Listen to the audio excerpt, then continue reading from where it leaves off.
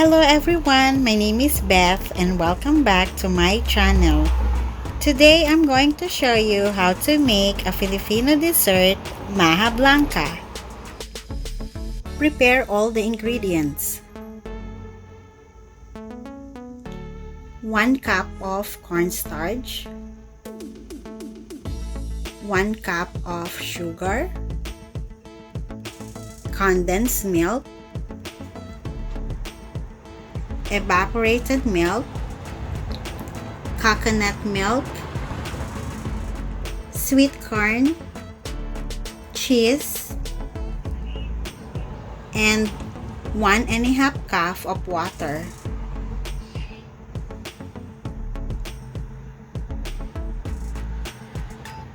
Heat a pan and set it on medium heat.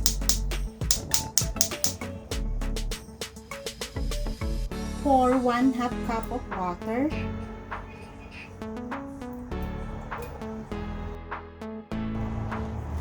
Add coconut milk.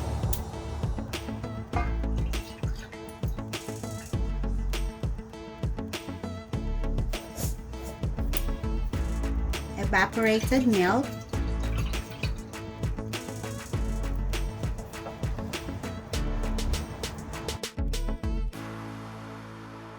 Condensed milk,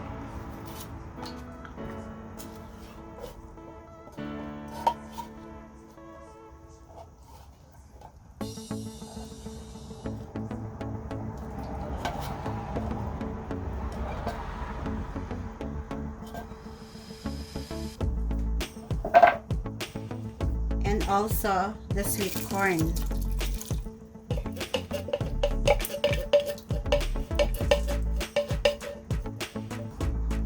Mix it well to combine all the ingredients.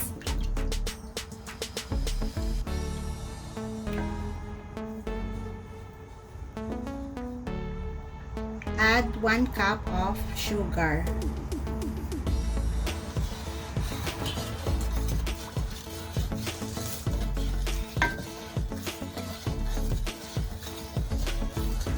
Make it sure to set on low heat.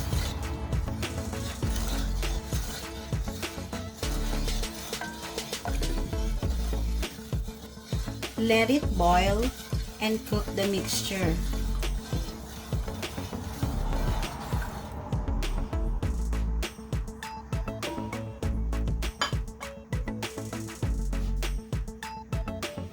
While cooking the mixture, you may dissolve the cornstarch to the water.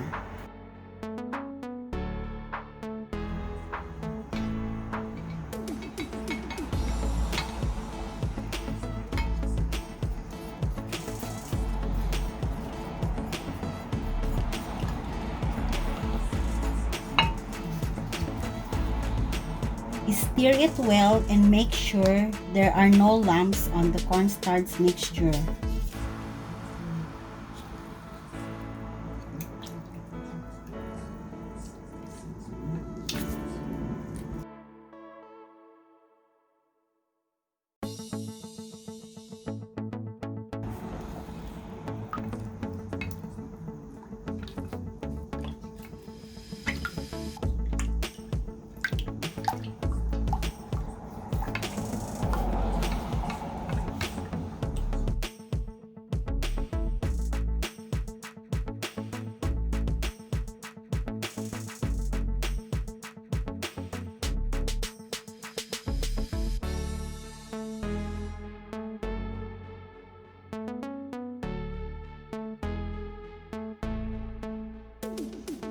When the mixture is ready, you can add the cornstarch.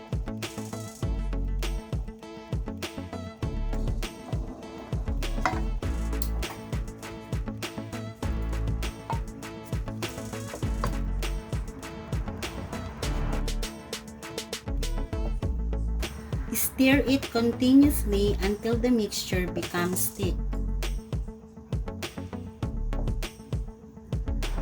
Cook the mixture for 3 minutes while continuously stirring to avoid burning the bottom or the base of the mixture.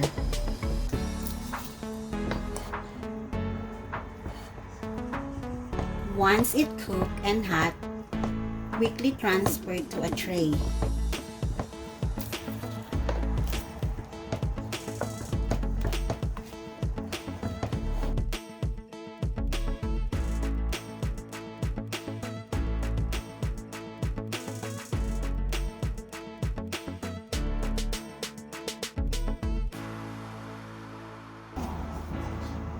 Smoothen the surface before it becomes firm.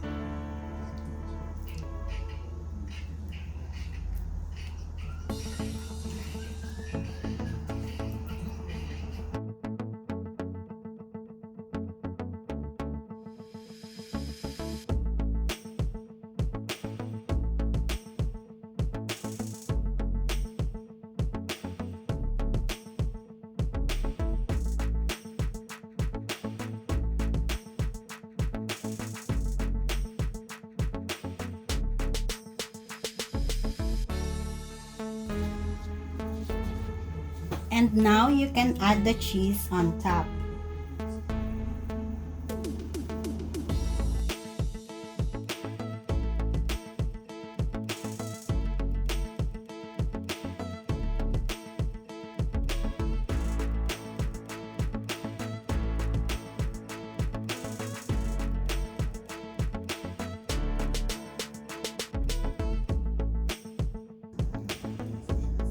Thank you for watching my video.